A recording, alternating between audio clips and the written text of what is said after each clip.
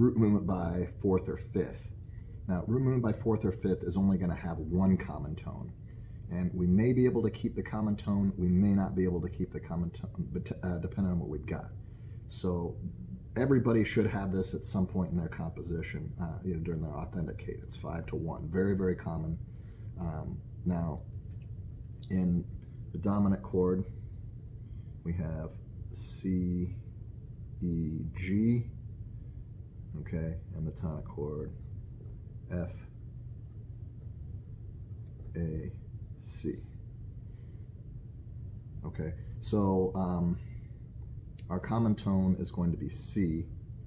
So if this is in root position, okay, C, E, G, like this, and we try to keep the common tone here and move the other voices by step, so F, A, C, well, now we end up with a 1-6-4 chord. We end up with that second inversion chord. We have the fourth between the bass and the next highest note, and that is a no-no.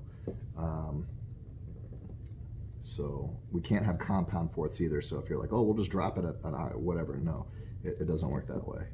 So sometimes we can't always do that. Now, what we can do is we can think about maybe using a different doubling. Maybe we can try to double the F. If we can lower this down if we wanted this to be in root position, we probably should end in root position.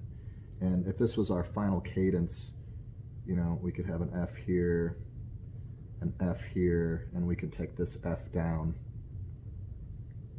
to where everything's on an F. That would be the only time, as on the very last note, where we could just triple the root. Okay, and that would provide some contrary motion here, a pretty big leap down for the bass voice here, well over, I guess that's just a fifth, so that's not too bad, and that makes sense because it's root movement by fifth. The alternative would be to double the root here and come up. Now, when we have root movement by fifth, and both the chords are in root position, the bass is going to be moving by fourth or fifth. I mean, that's just, we're going to have big leaps in the bass that way. The other option is if we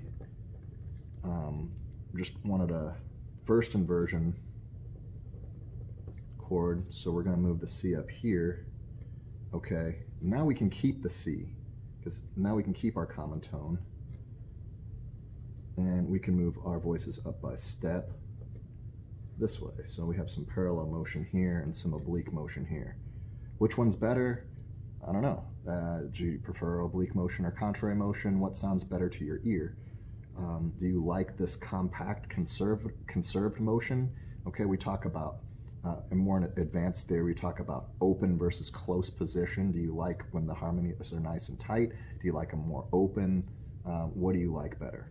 Okay, so here is much easier. You go 4-1. This is called a plagal cadence, and it's the Amen chord. If you remember church, or if you've ever been to church, the Amen is 4-1, and it's just a different type of cadence. So with this, E flat, D, F, and we're going to be going to F, A, C. So this time the F is the common tone.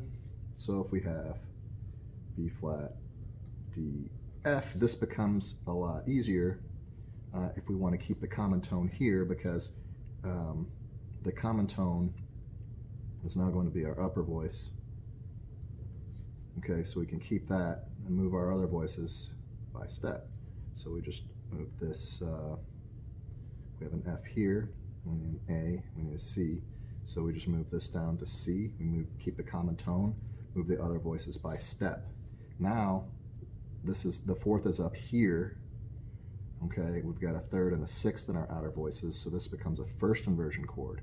So this works much better going from 4-1 than 5-1 when this is in root position, first inversion. Here, when we go first inversion to root position, this works much easier. But this is far superior voice leading here than what we had up here, where just everything's moving in parallel motion. This is not as good counterpoint. It's just not as interesting, and it doesn't work out quite as well.